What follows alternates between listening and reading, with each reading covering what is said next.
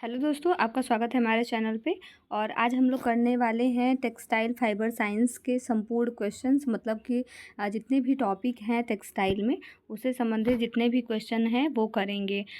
थोड़ा थोड़ा क्वेश्चंस रहेगा और लेकिन सारे टॉपिक से रहेगा। और आपको बता दें कि आपने अगर मेरी पिछली वाली वीडियो जो गई थी वो नहीं अगर देखी होगी तो उसको भी देख लीजिएगा। उसमें जो परिचर्या से संबंधित विस्तृत उसकी व्याख्या की गई है, तो उसको भी आप लोग देख लीजिएगा। और टीजीटी पीजीटी से रिलेटेड जो प्रीवियस ईयर के क्वेश्चन हैं और यूपी असिस्टेंट प्रोफेसर का उसका भी करवाया गया है। उसके साथ साथ फिजियोलॉजी के कुछ क्वेश्चंस, टेक्सटाइल के और फूड एंड न्यूट्रिशन के भी ढेर सारे क्वेश्चन करवाए गए हैं जो कि इम्पॉर्टेंट है एग्ज़ाम के लिए, तो आप लोग देख लीजिएगा। चलिए स्टार्ट करते हैं। तो पहला क्वेश्चन क्या है कि वस्त्र की आवश्यकता का कारण नहीं है। वस्त्र की आवश्यकता का कारण कौन सा नहीं है? ऑप्शन ए है शरीर को आवरण प्रदान करना, ऑप्शन बी है सामाजिक प्रतिष्ठा, ऑप्शन सी है फैशन, ऑप्शन डी है कार्यक्षमता। तो बताना है आपको इसका राइट आंसर क्या है। तो जो वस्त्र का की आवश्यकता का कारण नहीं है वो फैशन नहीं है, बल्कि उसके जो कारण है आवश्यकता का, वस्त्र की आवश्यकता का, वो शरीर को आवरण भी प्रदान करता है वस्त्र, और सामाजिक प्रतिष्ठा भी प्रदान करता है, उसके साथ साथ कार्य क्षमता में भी वृद्धि करता है। नेक्स्ट क्वेश्चन है वस्त्रोपयोगी रेशे का गुण है। वस्त्रोपयोगी रेशे का गुण क्या है? ऑप्शन ए है अनुपात, ऑप्शन बी है संतुलन, ऑप्शन सी है कार्यक्षमता, ऑप्शन डी है लाभ। तो बताना है। तो इसका राइट आंसर क्या होगा कि वस्त्र उपयोगी रेशे का जो गुण है वो कार्य क्षमता है, बल्कि अनुपात, संतुलन, लाभ ये सब नहीं है। नेक्स्ट क्वेश्चन है वस्त्र विज्ञान की जानकारी से लाभ है। वस्त्र विज्ञान की जानकारी से क्या लाभ होता है? ऑप्शन ए है वस्त्रों के रख रखाव का ज्ञान, ऑप्शन बी है सामाजिक प्रतिष्ठा, ऑप्शन सी है शीत से रक्षा, ऑप्शन डी है सुरक्षा। तो इसका राइट आंसर क्या होगा? तो इसका राइट आंसर होगा कि वस्त्र विज्ञान की जानकारी से जो लाभ होता है वो वस्त्रों के रख रखाव का ज्ञान जो है वही जानकारी से लाभ होता है। नेक्स्ट क्वेश्चन है भोजन के पश्चात मनुष्य की दूसरी मूलभूत आवश्यकता क्या है? हम लोग कहते हैं ना कि मनुष्य की मूलभूत आवश्यकताएं 3 हैं, कौन कौन सा? तो रोटी, कपड़ा, मकान। तो बताना है कि दूसरी मूलभूत आवश्यकता कौन सी है।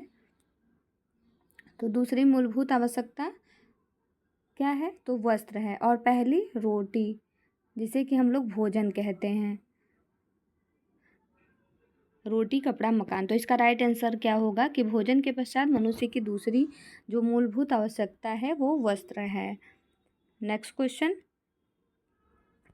वस्त्रों का महत्व है। वस्त्रों का महत्व किसके लिए है? आवरण, वस्त्र जो है क्या आवरण प्रदान करने हेतु, या फिर शरीर को गर्म रखने हेतु, या कार्य क्षमता में वृद्धि हेतु, या उपरोक्त सभी। तो जो वस्त्रों का महत्व है वो सभी है, उपयुक्त सभी इसका राइट आंसर होगा कि वस्त्र जो है वो आवरण प्रदान करता है और शरीर को गर्म भी रखता है और कार्य क्षमता में वृद्धि करता है। तो इसका राइट आंसर होगा ऑप्शन डी, वस्त्रों का महत्व। नेक्स्ट क्वेश्चन है वनस्पति से प्राप्त होने वाला तंतु है। ये टॉपिक है कौन सा? वस्त्र तंतुओं का वर्गीकरण, क्लासिफिकेशन ऑफ टेक्सटाइल फाइबर्स। तो बताइएगा क्वेश्चन है वनस्पति से प्राप्त होने वाला तंतु है कौन सा है? ऑप्शन ए है सूत, ऑप्शन बी है लिनन, ऑप्शन सी है जूट, ऑप्शन डी है उपरोक्त सभी। तो इसका राइट आंसर होगा उपरोक्त सभी। वनस्पति से प्राप्त होने वाला तंतु लिनन भी है, सूत है और जूट है।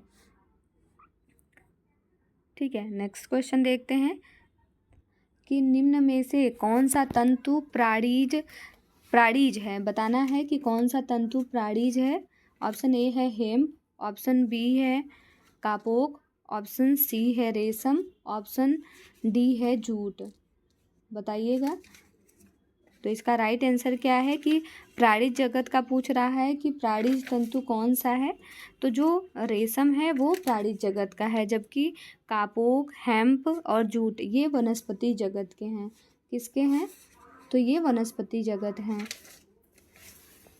आपको बता दें कि रेशे का जो वर्गीकरण है वो कितने प्रकार से किया गया है? तो वो 2 प्रकार से।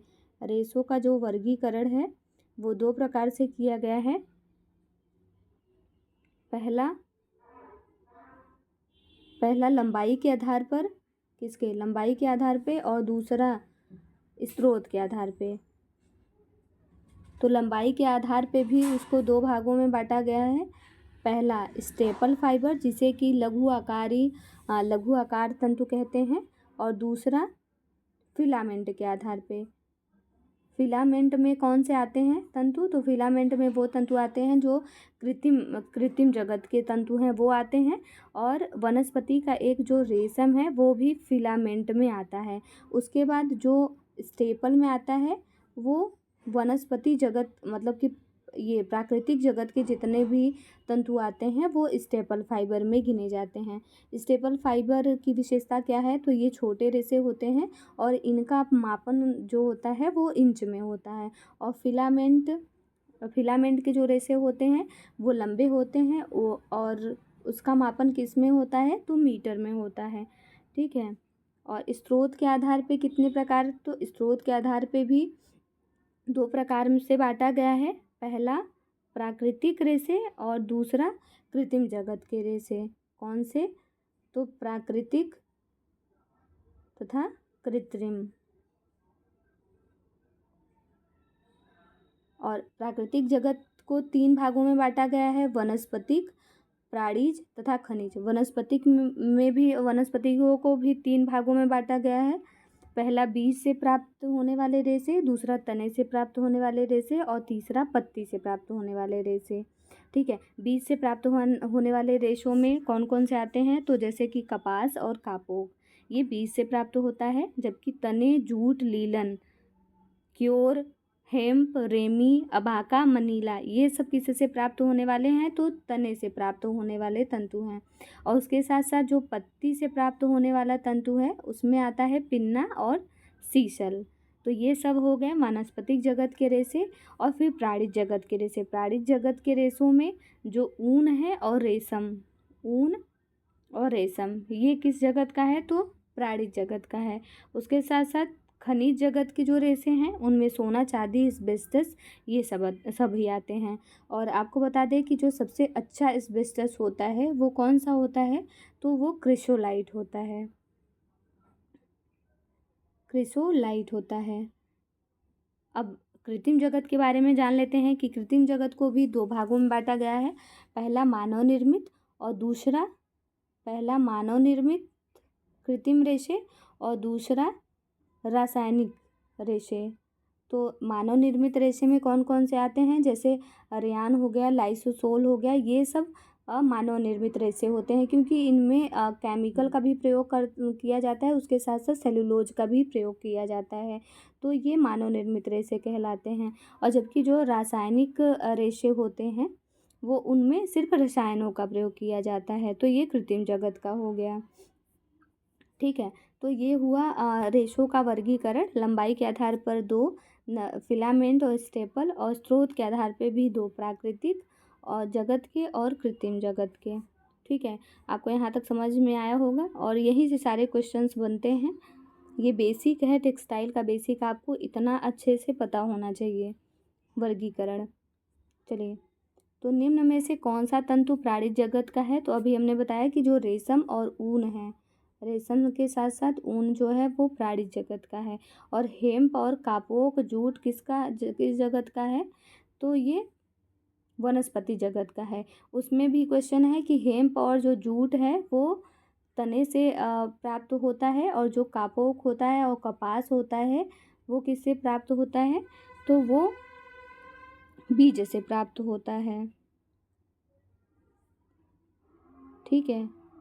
चलिए नेक्स्ट क्वेश्चन देखते हैं। ऊन है, अभी हम लोगों ने ऊपर समझा कि ऊन क्या है, तो ये प्राणिज तंतु है, प्राणिज जगत से प्राप्त होने वाला। ऊन के साथ साथ और कौन आता है, तो रेशम भी आता है। नेक्स्ट क्वेश्चन देखेंगे कि निम्नलिखित में से कौन सा रासायनिक या संश्लेषित तंतु है। बताना है कि इनमें से कौन सा रासायनिक या संश्लेषित तंतु है।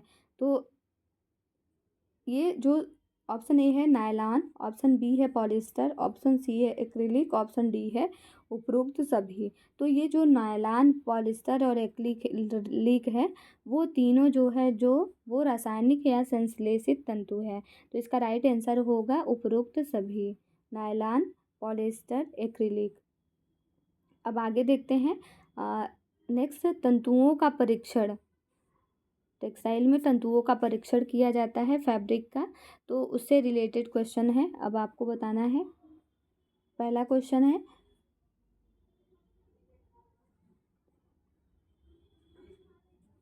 कि तंतुओं को परीक्षण करने का तरीका है। तंतुओं को परीक्षण करने का तरीका क्या है?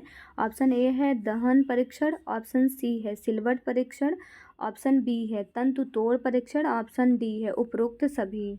तो इसका राइट आंसर क्या होगा? तो दहन परीक्षण और तंतु तोड़ परीक्षण और सिलवट परीक्षण, ये सभी जो है ये तंतुओं को परीक्षण करने का एक तरीका है। नेक्स्ट क्वेश्चन है, निम्नलिखित में से किस तंतु में प्रोटीन की मात्रा पाई जाती है? तो बताना है कि किस तंतु में प्रोटीन की मात्रा पाई जाती है। तो ऑप्शन ए है कपास, ऑप्शन बी है ऊन, ऑप्शन सी है रेयॉन, ऑप्शन डी है नायलॉन। तो अभी ऊपर हमने बताया कि जो ऊन है वो किस जगत का है? तो ये प्राणी जगत का, उसके साथ साथ इसको प्रोटीन जगत का भी रेशा कह सकते हैं, ऊन और रेशम को। ठीक है, तो ऊन में क्या पाया जाता है? तो प्रोटीन पाया जाता है। और कौन सा प्रोटीन पाया जाता है? तो अल्फ़ा केराटिन प्रोटीन पाया जाता है। और कपास में क्या पाया जाता है? तो इसमें सेलुलोज पाया जाता है, तो ये सेलुलोज जगत का भी इसको कह सकते हैं। और रेयान, अगर कभी कपास नहीं है और कोई भी ऐसा वनस्पतिक तंतु नहीं है और पूछा है कि सेलुलोजिक रेशा कौन सा है, तो हम लोग रेयान को भी प्रेफर कर सकते हैं। ठीक है, और नायलॉन जो है वो रासायनिक जगत का है, तो इसको ध्यान में रखिएगा। आइए नेक्स्ट क्वेश्चन, कि निम्नलिखित में से किस तंतु में सेलुलोज की मात्रा पाई जाती है? अब देखिए यही क्वेश्चन आ गया जो हमने ऊपर बताया आपको कि निम्नलिखित में से किन तंतु में सेलुलोज की मात्रा पाई जाती है? तो ऑप्शन ए है रेयॉन, ऑप्शन बी है नायलॉन, ऑप्शन सी है ऊन, ऑप्शन डी है रेशम। तो इसका राइट आंसर क्या है? तो रेयान में सेलुलोज की मात्रा पाई जाती है, क्योंकि रेयॉन जो है वो मानव निर्मित है। ये सेलुलोज प्लस रासायनिक से बनता है, रसायन से बनता है। और ऊन में क्या पाया जाता है? तो प्रोटीन पाया जाता है। रेशम में भी प्रोटीन पाया जाता है। अब आपको बताना है कि रेशम में कौन सी प्रोटीन पाई जाती है और कौन सा गोंद पाया जाता है। ऑप्शन ए है, और नेक्स्ट क्वेश्चन है कि कोकून से प्राप्त होता है। तो कोकून से क्या प्राप्त होता है? ऑप्शन ए है कपास, ऑप्शन बी है लिनन, ऑप्शन सी है रेयॉन, ऑप्शन डी है लिनन। तो इसका राइट आंसर है कि कोकून के द्वारा रेशम की प्राप्ति होती है। ठीक है, कपास बीज से प्राप्त होता है और रेयान जो है वो सेलुलोज प्लस रसायन से प्राप्त होता है। और लीलन जो होता है वो फ्लैक्स के तने से प्राप्त होता है, जिसे कि हम लोग अलसी भी क्या कहते हैं। ये रिक्त स्थान की पूर्ति करना है, इसको भी हम लोग देख लेते हैं। तो बताइए कि लिनन वस्त्र छूने में कैसा दिखता है? कैसा? वह चिकने होते हैं। कैसे होते हैं? तो ये शीतलता के जैसे रहते हैं, मतलब ठंडक प्रदान करने वाले। तो लिनन वस्त्र छूने में शीतल होते हैं, वह चिकने होते हैं। नेक्स्ट क्वेश्चन है कि सूती तंतुओं में आग कैसे लगती है? देर से लगता है या शीघ्रता से लगता है? तो सूती वस्तुओं में आग जो होता है वो शीघ्रता से लग जाता है। नेक्स्ट क्वेश्चन है, ऊन के तंतुओं में किसकी मात्रा पाई जाती है? तो प्रोटीन की। अब आपको बताना है कि कौन से प्रोटीन की मात्रा पाई जाती है, अभी ऊपर हमने बताया है। नेक्स्ट क्वेश्चन है, रेयान के तंतुओं में किसकी मात्रा पाई जाती है? तो ये भी बताया है ऊपर, तो सेलुलोज की मात्रा पाई जाती है। कपास का तंतु लिनन की अपेक्षा क्या होता है? जल्दी फटता है या देर से फटता है? तो जो कपास का तंतु है वो लिनन की अपेक्षा शीघ्रता से, मतलब जल्दी फट जाता है। तो ये रहा तंतु परीक्षण से संबंधित क्वेश्चंस, इंपॉर्टेंट है, आप लोग देख लीजिएगा। अब आइए नेक्स्ट देखते हैं।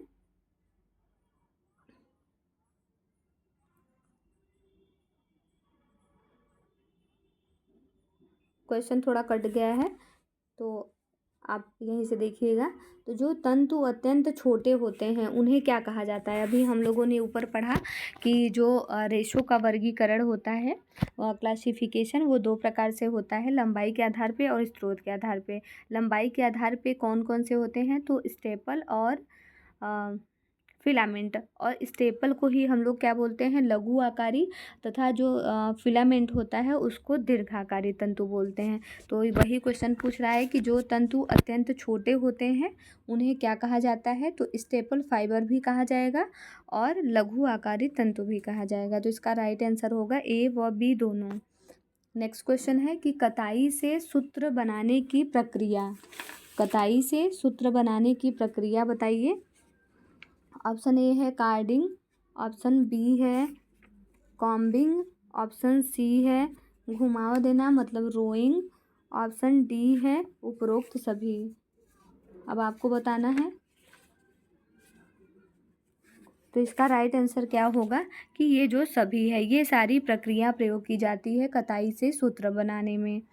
ठीक है, कार्डिंग भी, कॉम्बिंग भी और घुमाव देना रोइंग।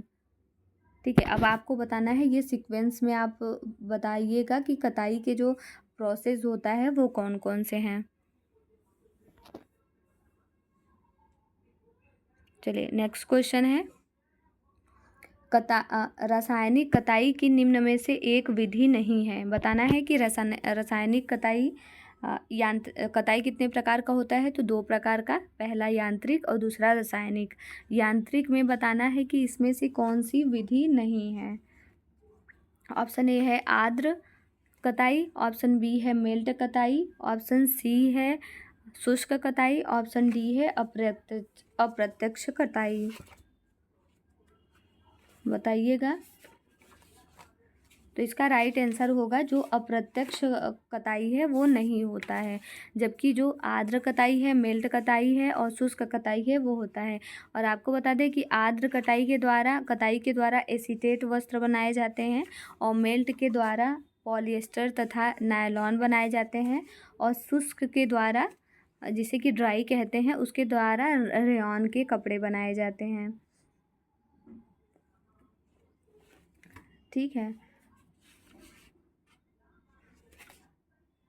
तो ये भी आप जान लीजिए थोड़ा कि जो कताई की प्रक्रिया होती है वो रासायनिक कताई 2 प्रकार का होता है। पहला मैकेनिकल, जिसे कि यांत्रिक कताई बताया हमने, और दूसरा रासायनिक। कौन कौन से, तो यांत्रिक और रासायनिक। ठीक है, और यांत्रिक में कौन कौन से होते हैं, तो एक पारंपरिक होता है। यांत्रिक को भी 2 भागों में बांटा गया है। पहला किसमें, तो पारंपरिक और दूसरा किसमें, तो सामान्य कताई। पारंपरिक कताई में तकली और चरखा आता है, तथा सामान्य कताई में कुछ 6-7 तरीके आते हैं, जिसमें से कौन कौन सी है, तो पहला खुली व अंतिम कताई होता है, फिर घर्षण कताई भी होता है उसमें, फिर स्वयं ऐंठन वाली जैसे सेल्फ ट्विस्टिंग स्पिनिंग होता है, फिर इलेक्ट्रोस्टैटिक कताई, उसके साथ साथ ऐंठन रहित कताई तथा रिंग कताई। ये सभी यांत्रिक कताई के प्रकार हैं। और रासायनिक कताई के प्रकार जो हैं वो जैसे कि आर्द्र कताई, जिसे कि वेट स्पिनिंग भी बोलते हैं, शुष्क कताई जिसे कि ड्राई स्पिनिंग, और पिघली हुई कताई जिसे कि मेल्ट स्पिनिंग, और बायो कंपोनेंट स्पिनिंग होता है। तो वेट स्पिनिंग के द्वारा, ये क्वेश्चंस काफ़ी इम्पॉर्टेंट है कि वेट स्पिनिंग के द्वारा रेयान के कपड़े बनाए जाते हैं, शुष्क के द्वारा एसीटेट बनाए जाते हैं, और मेल्ट के द्वारा नायलॉन एवं पॉलिएस्टर कपड़े बनाए जाते हैं। तो इसको ध्यान रखिएगा। अब चलिए आगे नेक्स्ट क्वेश्चन देखते हैं, और इसमें इसका राइट आंसर होगा कि जो अप्रत्यक्ष है तो ये कोई कताई की विधि नहीं है, जबकि आर्द्र, मेल्ट और शुष्क ये तीनों रासायनिक कताई की विधियां हैं। नेक्स्ट देखते हैं क्वेश्चन,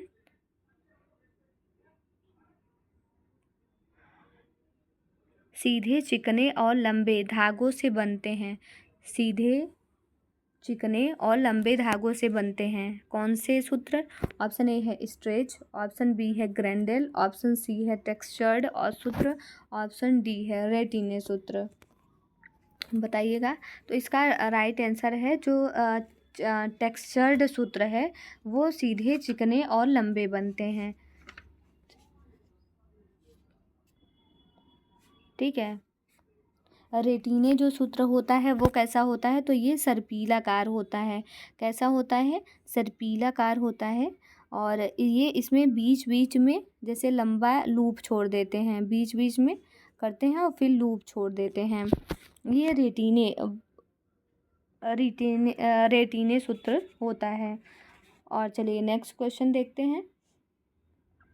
अच्छा, स्ट्रेच के बारे में भी जान लीजिए कि स्ट्रेच सूत्र क्या होता है। तो स्ट्रेच जो सूत्र होता है वो कृत्रिम विधि द्वारा निर्मित होता है, बनाया जाता है। यह सूत्र फैलाने पर फैलते हैं और छोड़ने पर फिर अपनी स्थिति में आ जाते हैं, तो स्ट्रेच यार्न इसको बोला जाता है। ठीक है। ये मतलब ये जो धागा होता है, सूत्र होता है, यार्न भी बोल सकते हैं।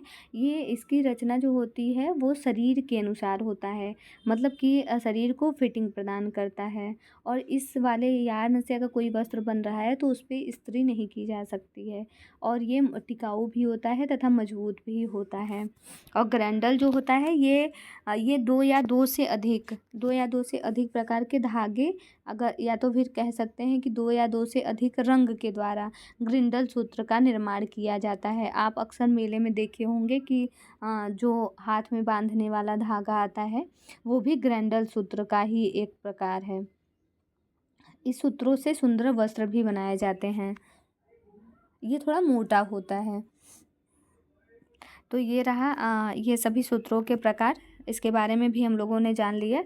और सूत्रों के मुख्य प्रकार कितने होते हैं बताना है। ऑप्शन ए है 2, ऑप्शन बी है 3, ऑप्शन सी है 4, ऑप्शन डी है 5। बताइएगा। तो इसका राइट आंसर क्या है? तो 3 होते हैं। नेक्स्ट क्वेश्चन देखते हैं। अब सूत्र का वर्गीकरण, इससे related question. Classification of textile fibres.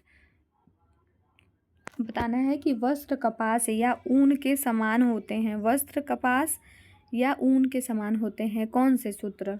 Option A है सादे सूत्र के, ऑप्शन बी है टेक्सचर सूत्र के, ऑप्शन सी है स्पन सूत्र के, ऑप्शन डी है उपरोक्त सभी के। तो इसका राइट आंसर है जो स्पन यार्न होता है वो कपास या तो ऊन के समान होता है, उसे ही स्पन कहते हैं हम लोग। नेक्स्ट देखते हैं कि वस्त्र रेशम के समान बनते हैं। कौन से वस्त्र जो है कौन से सूत से वस्त्र रेशम के समान बनते हैं? ऑप्शन ए है सादे सूत्र के, ऑप्शन बी है टेक्सचर सूत्र के, ऑप्शन सी है स्पन सूत्र के, ऑप्शन डी है उपरोक्त सभी। तो अभी हम लोगों ने देखा कि जो स्पन सूत्र हैं उससे कपास या ऊन के समान रेशे बनते हैं। उसके साथ साथ जो सादे सूत्र होते हैं, सादे सूत्र वो वस्त्र रेशम के समान बनते हैं, क्योंकि जैसे रेशम जो सिंपल यार्न होता है वो लंबा होता है तथा मजबूत होता है। तो रेशम भी कैसा होता है? तो ये फिलामेंट में भी आता है और उसके साथ साथ मजबूती भी रहती है इसमें। चलिए नेक्स्ट देखते हैं। प्रथम घुमाव प्रक्रिया, जिसे कि ट्विस्टिंग ऑपरेंट बोलते हैं, का उत्पाद है कि जो कि कताई मशीन द्वारा बनाया जाता है।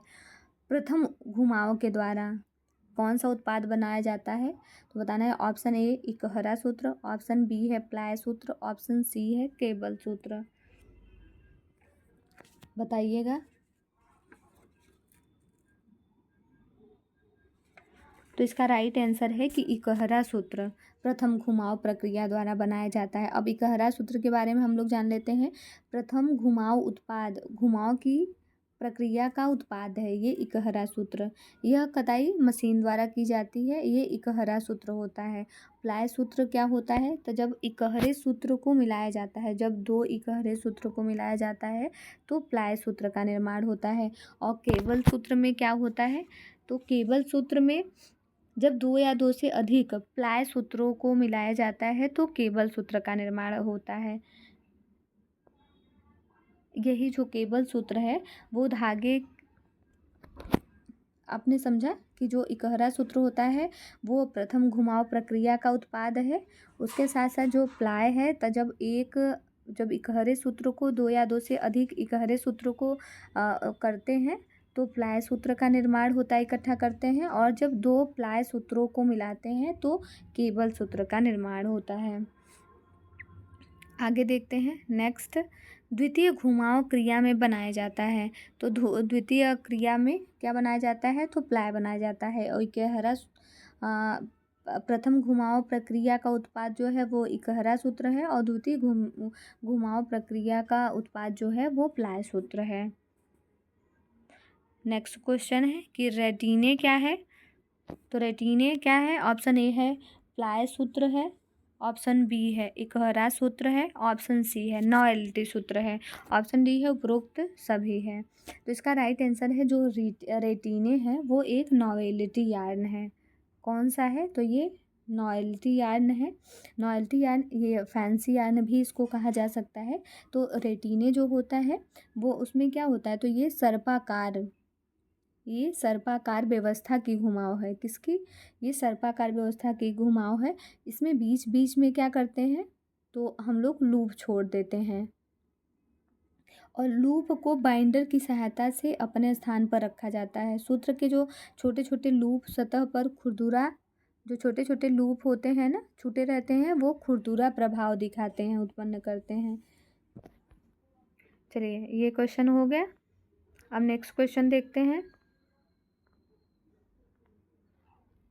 रासायनिक कताई की निम्न में से एक विधि नहीं है। अभी वही क्वेश्चन था, ये रिपीट हुआ है, तो इसका आंसर देख लेते हैं। तो ये जो अप्रत्यक्ष है वो नहीं है, और फिर सीधे चिकने और लंबे धागों से बनाए जाते हैं, तो टेक्सचर्ड धागे बनाए जाते हैं।